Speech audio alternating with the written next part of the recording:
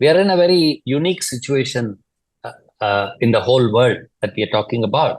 Sometimes there are four generations, working together in an organization or in a department that we are talking about. Now, therefore, what we need to understand very, very clearly is if I go with the thinking that I know everything, I will do everything, others can't do anything, I have to tell them, they don't have accountability, they don't have responsibility, then we are practically, removing, the first part of the tea. And therefore, what is going to happen, is it is going to be only a rust that's going to take place. And that's the reason why we talk about the word that there is a trust deficit in the whole relationship in many organizations today.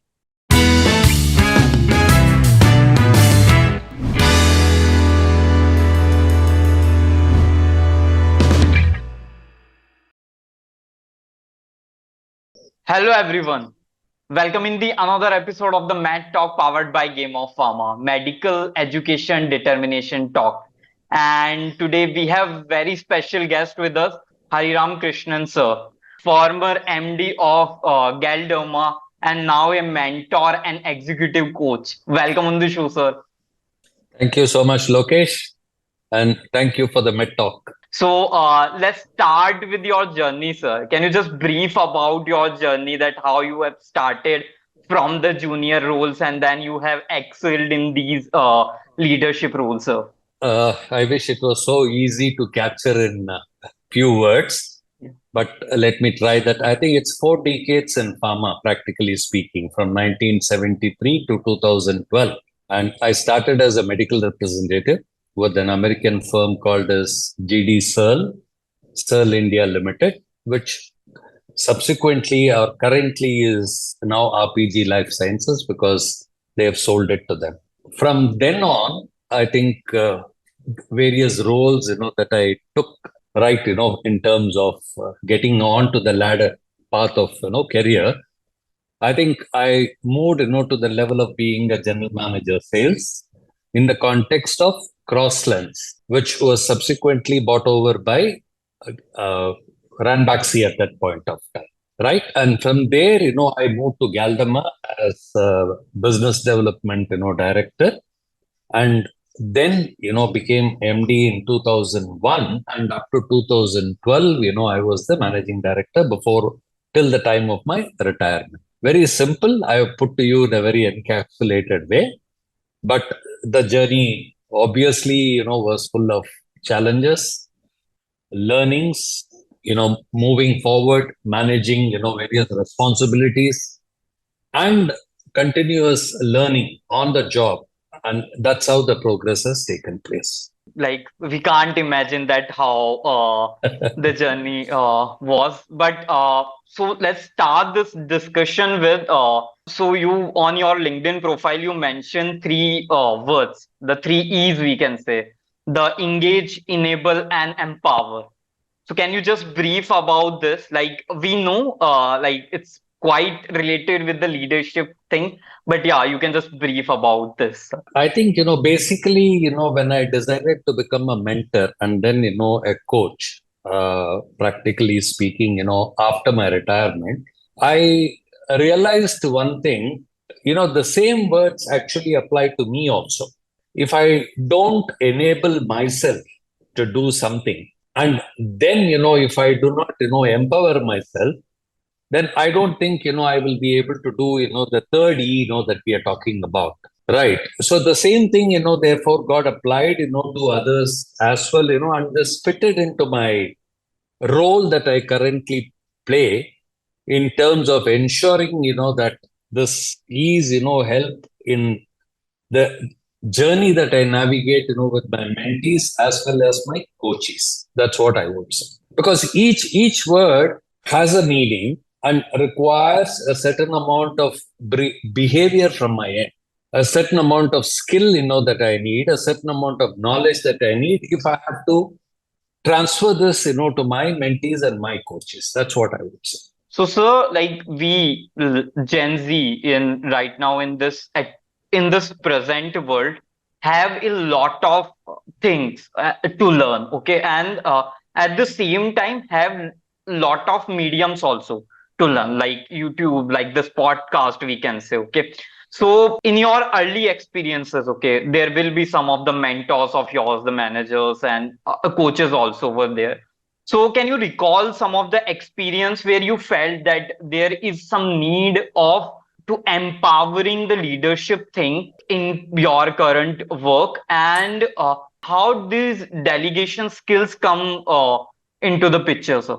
See, probably, these words like mentor, coach was not so much in vogue at that point of time. But what I'm able to understand is when I reflect, there have been very many, mentors I've had, during my journey of 40 years, right? Some directly, some indirectly. But I would say only one thing, that each one had something to offer in terms of a learning process. And all of them, I say, have contributed to my growth, and therefore, the evolution, that I have made and what I am today. Now, there are many people who tell me that they have had bad bosses, they have had toxic bosses. I have also had my share of bad bosses, but I say only one thing: I learned from them what not to do in life when I became a boss. So that's also a learning location. So one need to go through experiences. Now, whether you want to put the vocabulary there as good or bad is up to you. It's an experience. What you learn out of that experience is what is important. That's what I would say. And there have been, quite a few in this. And I still remember, one of my national sales head, when I was the second line manager. I had moved to Mumbai at that point of time from Kerala. I was in Andhra Pradesh first as a MR, then as a district manager or a frontline manager, I was in Kerala. Then I came as a second line manager to Mumbai. And I think this was in 1981, I remember clearly. And I think from then on, I have been in Mumbai for last 42 years, whatever may be the roles, that I might have played. But one thing is very clear to me, that the early stages of the delegation was learned from this national sales head, who would ask me to do something that appears to be challenging. And when I scratch my head and show a little bit of doubt, there were only two sentences he would use. Hari, I know with your experience, you will be able to do it. Go ahead. If you need help, I'm there. Only two sentences. Now, that gave an enormous amount of confidence and probably an understanding that I can do it. And if need be, he is available to check and act. Now, probably we didn't know the word delegation at that point of time.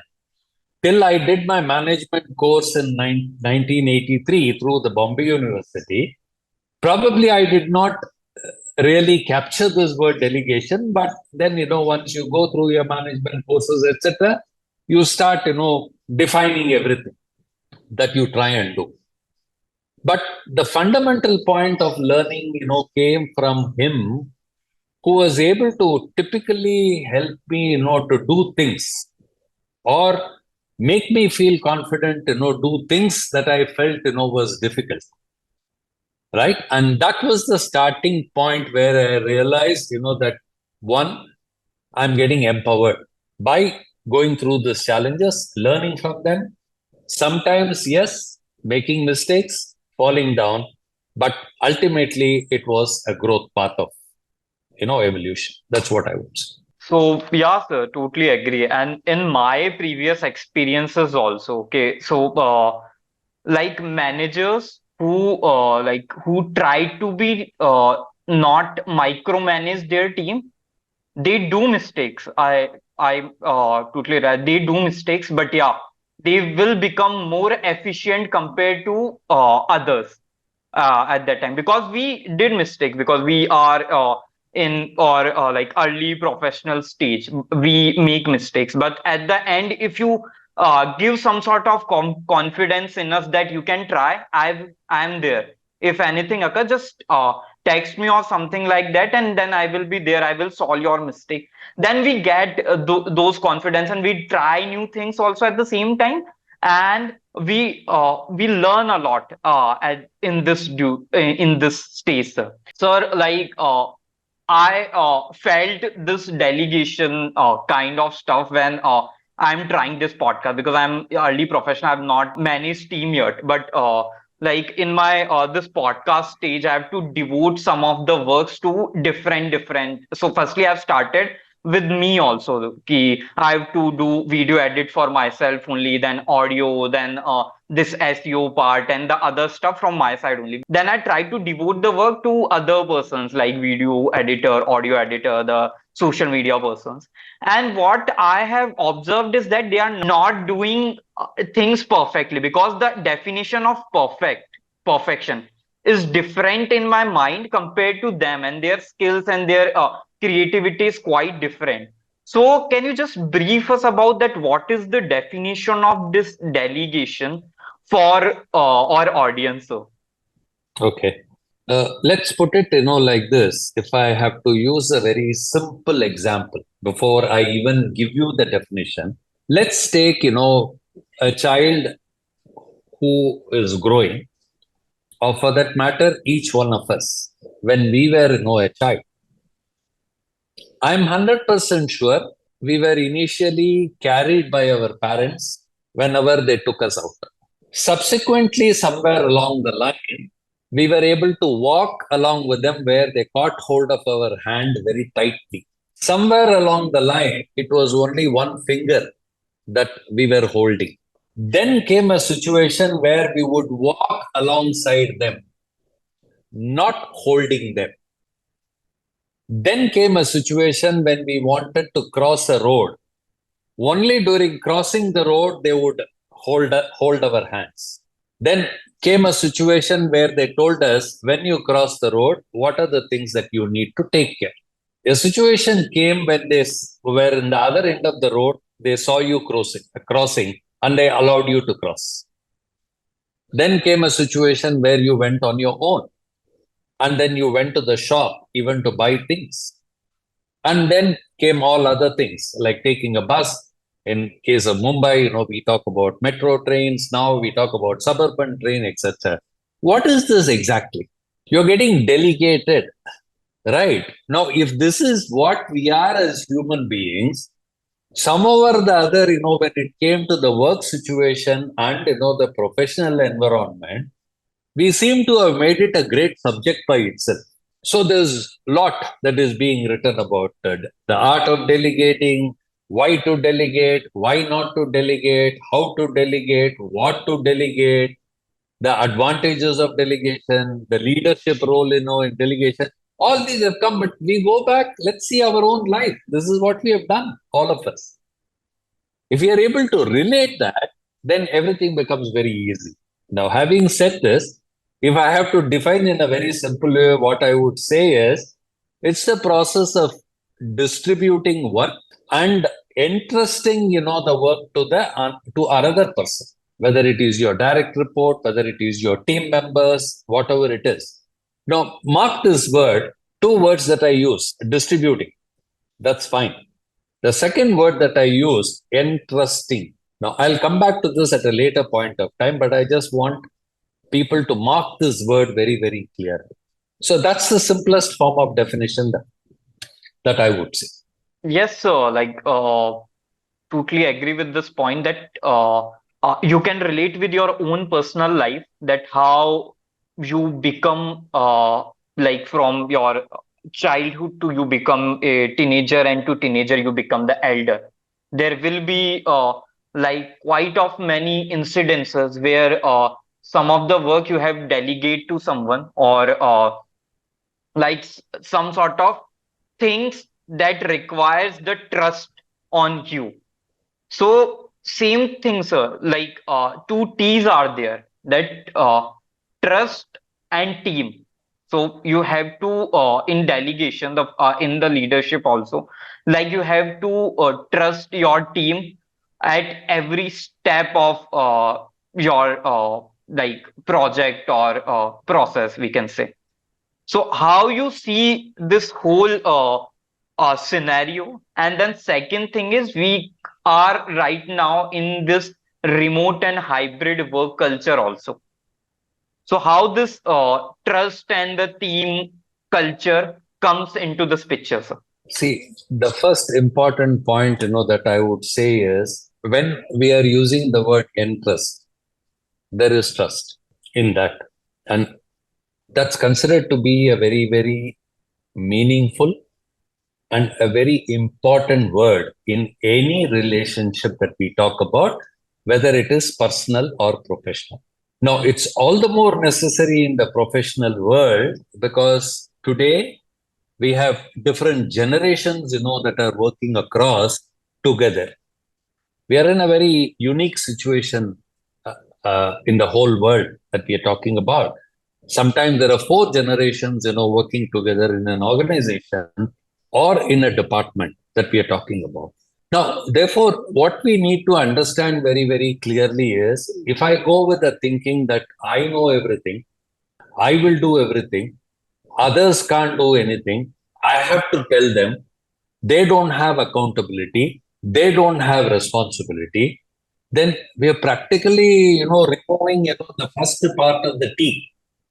And therefore, what is going to happen, is it is going to be only a rust that's going to take place. And that's the reason why we talk about the word that there is a trust deficit in the whole relationship in many organizations today.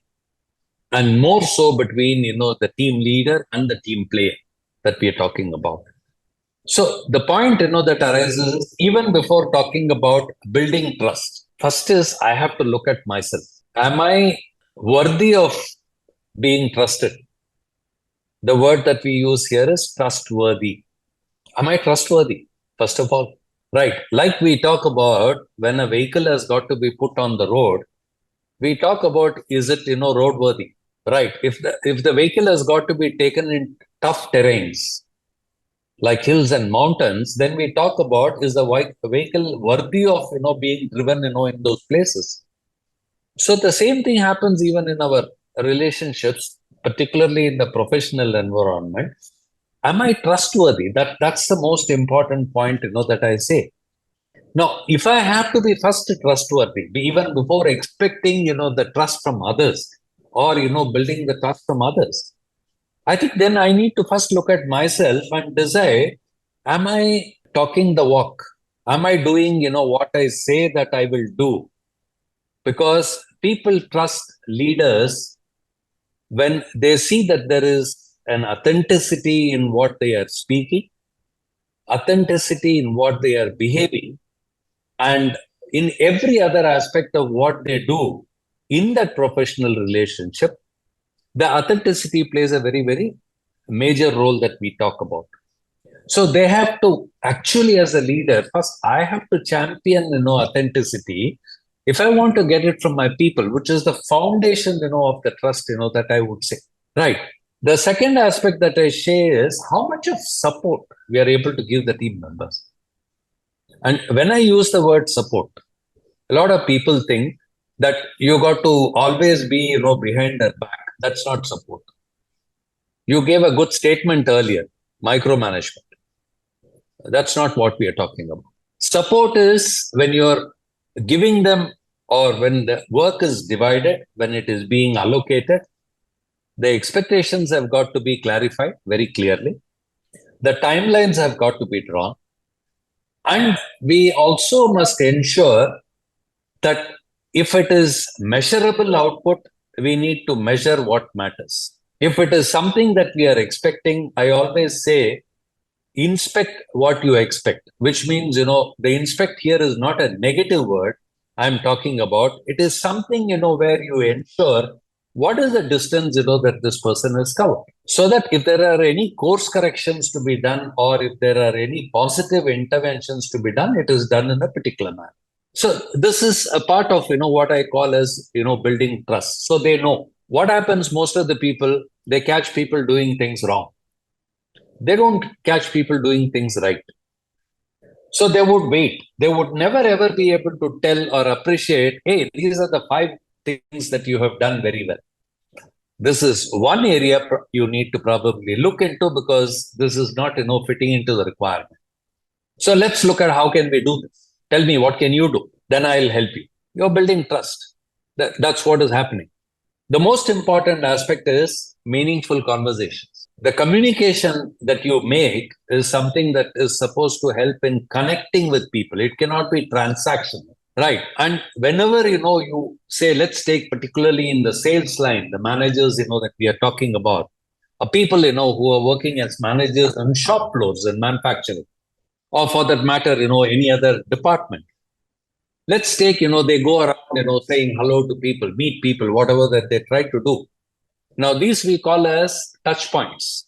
But do you use those touch points and do you convert them into trust points, which means you need to take interest in people, know their strengths, know the areas where, they need to improve. Then, if you are able to use delegation based on the strengths area approach, then you are likely to get the best out of the delegation that you're doing. So this is what, we must understand, when we talk about building a trusting relationship. Right. One of the reasons why hybrid, unfortunately, is still not gelling, particularly with many organizations. And therefore, apart from, the COVID scenario that we had, when you today talk about a hybrid environment, there is still, a lot of resistance that comes in, from the managerial team or the managers, is because of this lack of trust. People are adults. They are responsible. All you have got to ensure is that the expectations are clear. You understand, what are the skill sets they have, what are the knowledge sets, they have, and what kind of attitude, they exhibit towards a particular work.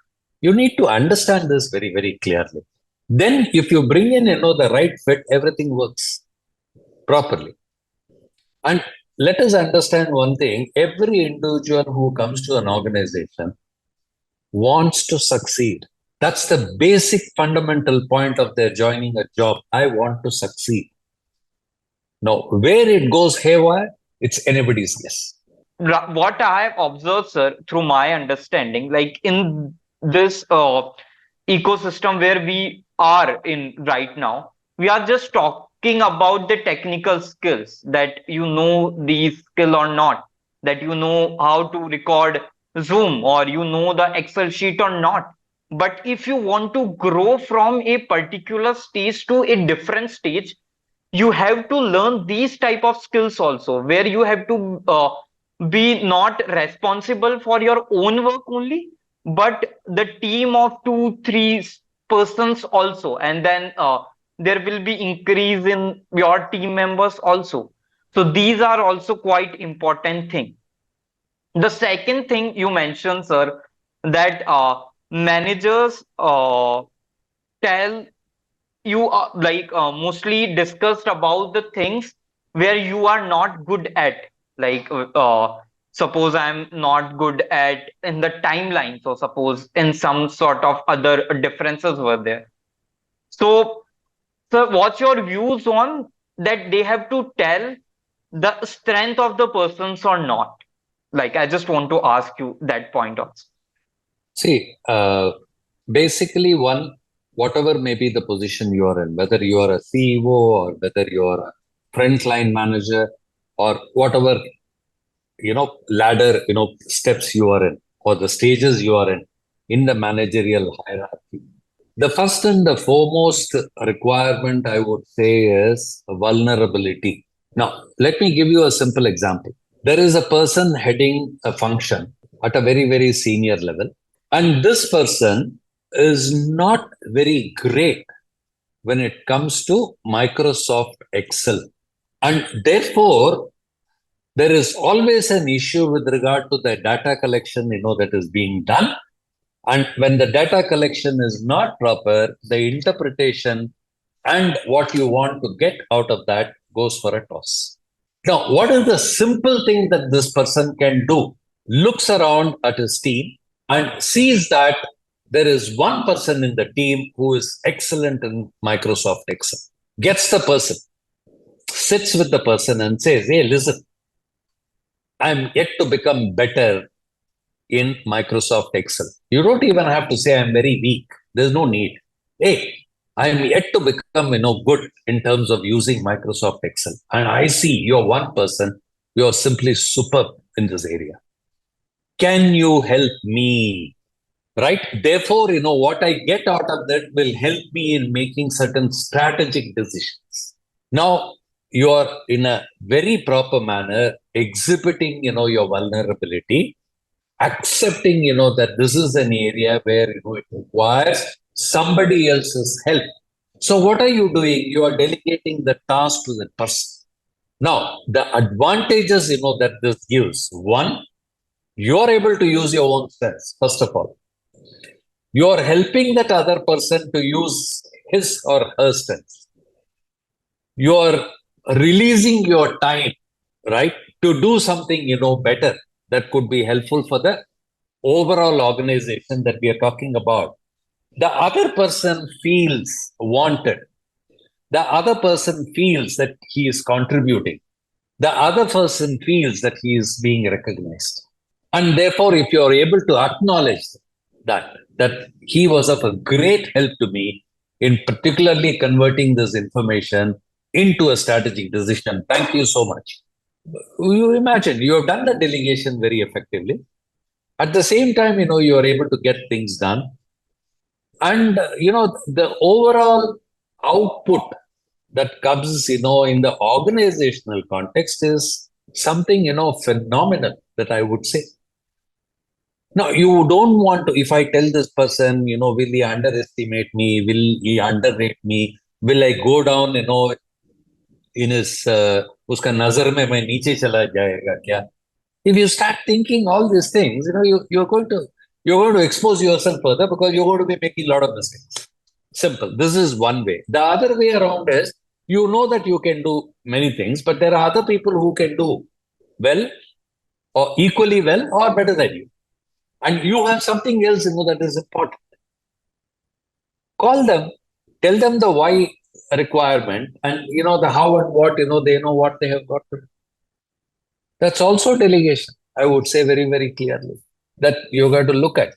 So, we need to understand, one thing, that when you delegate, you don't become weak, provided you know what to delegate, right? And when to delegate also. So that's what, we must understand. Second thing, when we were discussing this remote and the hybrid work culture, there will be a startup work culture also there in today's scenario, where things are quite friendly compared to this previous work culture. Manager and team is quite friendly compared to that work culture. They are quite transparent about also this thing. So have you felt that delegation is quite difficult in this culture, or what your views on that it's not difficult, it's something which needs to quite modify with the previous principles? See, basically, we need to understand, only one thing. Startup cultures, the number of people you're likely to engage with is going to be much lesser compared to a larger organization. And because of this, plus the kind of resources that are available, it is likely, that a set of people, get together, work in an open environment. They do everything that is required. They don't, bifurcate. I remember when I was a part of a new organization, right? Practically, when we started, Galderma in India, it was a part of, Crosslens and then Ranbaxy, and then the company decided to come out as an MNC and establish base in this country. And I started, from day one, with this company. Now, at that point of time, we had one telephone, landline. Mobile was yet to, sort of come in. We had one computer. A broadband connection was tough. We had a small place, right? 2, 3 people. We would never, worry about, who has got to do what. If I have to Xerox, a paper, I would walk down and get the Xerox done. If I have to make a phone call, I will walk to the place where the telephone is there and then, do the telephone call. Right. If I have to pick up a cup of tea or coffee, I would do that, myself. If some visitors come, I would not hesitate, to go and serve them the coffee. Now, so therefore, I'm saying, leave aside, the smaller activities, any other bigger activities. I still remember I had a French expat, who was my boss in the first 1 year. And then, I became, the managing director. Now, if he has something, some other work, or he had to go to France, and I had to go to Delhi, I would tell him, you leave it to me, I'll go and handle it for you. We would never wait, right? Because we knew that this can be handled by me. So he would say, okay, Hari is there, he will take care of it. So this is a very simple way, that I'm trying to tell that in startups, it's a lot more easier, except in areas where there is a highly specialized knowledge or a technical skill, which is with very limited number of people. That's where it comes. But nevertheless, there are so many other things, that are there, and the cultural. Now, when the organization grows, we need to realize and accept the fact, that the challenges, the complexities will grow. Now, we must therefore anticipate and ensure, that we don't fall into the trap of silos, micromanaging, and trying to do everything. And by the end of the day, getting, burnt out or stressed out. Because this is one more subject that I see. Umpteen number of articles are appearing today. Burnout, stress out. I mean, it's why, because it's not the question of time management. It's not the question of getting overwhelmed. You really do not know how to lead effectively, because in leadership styles, Lokesh, we need to understand one thing. There are 4 stages that we talk about. Do people realize, about this leadership style? The first one that we talk about is directing. The second one that we talk about is coaching. The third one we talk about is supporting, and the fourth one is delegating. Now, all these depends upon the level of your team members in terms of what level they are in. As much as we talk about level 1, level 2, level 3, level 4, we also need to keep in mind and be aware of the developmental stages your people are in terms of D1, D2, D3, D4. And you must know where to fit this maze. So there is no one size that fits all. You must know how to develop. When you do this, there is no question of getting burnt out. You feel by the end of the day a joy. You feel, that you made a contribution. So, this is something, that people will have to understand. This is not theory. This is something practically we have done, and we have understood, the benefits of this. Delegation comes, when a person on a particular area has a very high level of what we call as capability, and also a high level of commitment. Yes, sir. So I think there are like a lot of stories were there, like related with the startups, related with the companies, MNCs also. So I just want to like you can just tell us a one story, sir, one story or one like specific example where delegation become a factor for a significant success and growth for a product or for a service, sir, in your experience. No, I think, there are so many examples, that we can take. I can even take the simplest example. Let's not go to a very complicated example. And Sure. since I am from Pharma, Mhm. I would like to look at a Pharma, service representative or a medical representative who has been in the territory for at least more than a year. He has been meeting a set of doctors. He has been in that market for quite some time. Now, if the frontline manager or the second line manager knows what this person's strengths are, where the gaps are there, then he must know what to delegate. Now, I have seen quite a few managers asking a question to this person, right? Why did you keep that doctor? Remove this doctor and put that other doctor in the list. no, this pattern of your working is not correct. Now, you are not involving it in the thinking process. Making a person think is also delegation. We don't understand. We think only a task is a delegation. No, you are making him think about his work is a delegation. Why? You are not going to think. He is going to think. Helping a person to reflect of what he has done is also a delegation. Right. Then when you ask him that, hey, listen, you have added this particular doctor, is there any specific reason? If you get a response, where the person has done a proper homework, you got to leave it to him. You don't have to trust your opinion. He is there for 365 days in the territory. Very simple, I'm trying to tell you. Right. Same would be the case that I talk about. In a much bigger, scenario that we are sitting. Let's take, that there is a particular project that is going and that there is a small, somewhere a hitch, that has happened. Now, we call for a meeting. Now, if I ask a question, can you tell me, why this hitch? And let's take, that they are explaining one, two, three reasons, whatever it is. Now, I have already jumped in, with my answers. Hey, मैं बताता हूँ आप लोग को क्या करने का. एक ऐसा करो, वैसा करो, वैसा करो, वैसा देखो, वैसा करो. मैं बोलता हूँ सब कुछ बराबर हो जाएगा. No.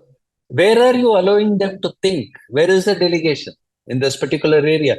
Why don't you ask questions? One of the areas of delegating is checking with the person is to ask a question. So what I say is then, if you want to add something and say that, would you like to look at this? Then it makes sense. And that's one of the reasons, when I used to sit with my marketing team, and I still remember in the initial stages, when we had to set up a new logistics approach, I involved, both the finance and the logistics person, asked them, though I knew the models that were existing, but I also wanted them to learn and understand the various things that were evolving at that point of time, and also look at something where a software friendly approach could be developed because softwares were developing at that point of time.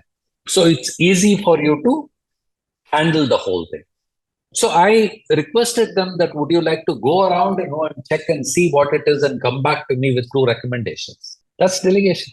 And they came out, with one of the best solutions, which was 100% foolproof. For 12 years, I was there in the office. Totally agree, sir. So I think for here we can just conclude in one that I think for the leaders also asking why to their subordinates or to their team, asking why they you want or why you have added this is also a medium for learning, we can say. So asking why you have included this or why you have followed this approach, because it it not comes only with a new idea. I think somehow it's creating a innovation mindset also in your team. So yes, sir, totally agree with your point. And so, sir, I think at the end of this podcast, I just want to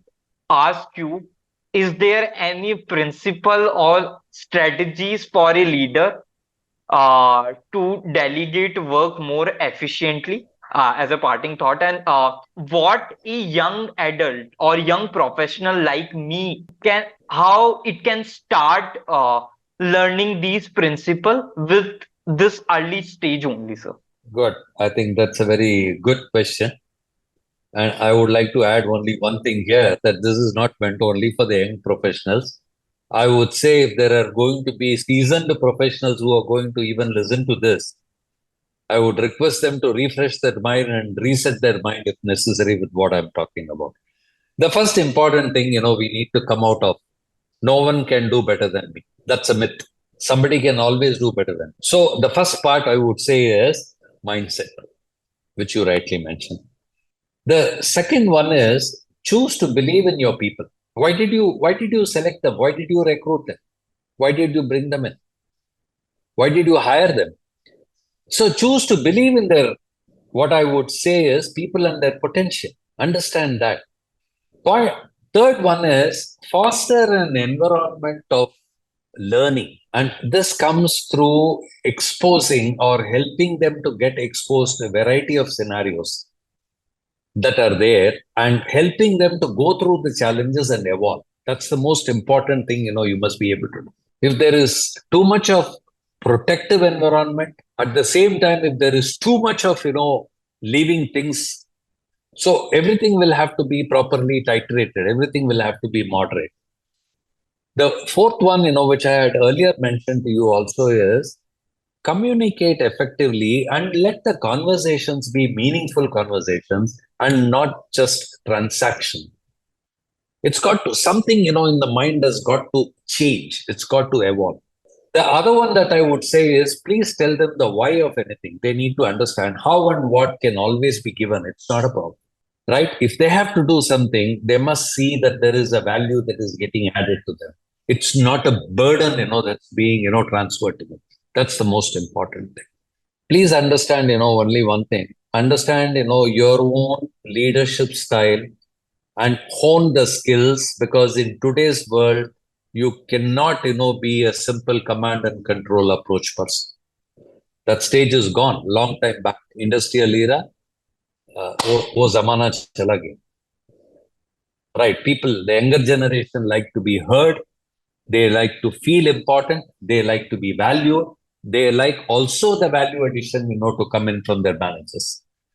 The most important thing. And they like to contribute. That's what is, the most important thing. And as I have always said, if you have to titrate or moderate, your leadership styles, you need to understand, the developmental level of people, and you need to sit with them one on one, know their strengths, ask them, where do you think, you would like to improve? They will come out on their own. If you want to add something, based on the observations that you have made, give them a feedback that you think is going to add value to them, and they are able to sit and reflect. What is it that I need to do next time when I have a situation like this? And make sure that you build, the trust, with people, the most important requirement, that you have. And this is a part of, the leadership skill. And let's understand, one thing, Lokesh. Leadership is not a title. You can't, hide yourself under the fancy titles and the perks, that you have. Leadership is a behavior, and it's going to influence others. And it carries with it a set of values and a set of behaviors. We need to understand this. Being a manager, right, is the question of being effective, because it involves the nuts and bolts of what you do in the operational area that you have. And one thing you must understand is one has to be an effective manager first before becoming a better leader. And I clearly say, based on what Trucker repeatedly, Peter Trucker says repeatedly, effectiveness is doing the right things and efficiency is doing the things right. So at your level, you got to do the right things, and doing the things right is expected of you. That's it. Cool, sir. So I learned a lot, and I think this last from this last point, I can just say that leadership is about a free mindset, because the generation is evolving, the things are evolving. If you have the free mindset, you can learn a lot of things also, and you can understand the mindset of your team also at the same time. The rigid things never works, and it's totally also applicable in this evolving world also, sir. So thank you so much, sir, for this insightful discussion and the conversation, sir. I learned a lot, and uh, I'm definitely sure that the audience also will learn a lot from this podcast, sir. Thank you so much, sir. Thank you. Thank you, Lokesh. I think, for inviting me. It's a privilege. And thank you for asking, insightful questions. And I'm sure, this is going to be helpful to others. More importantly, when I have been talking to you, for me, it's a great refresher in my mind as to what I have practiced and what I need to practice further as I go along. So today I don't run an organization, but I help many others, run their organization. Thank you so much. All the Mm. best. Thank you, sir.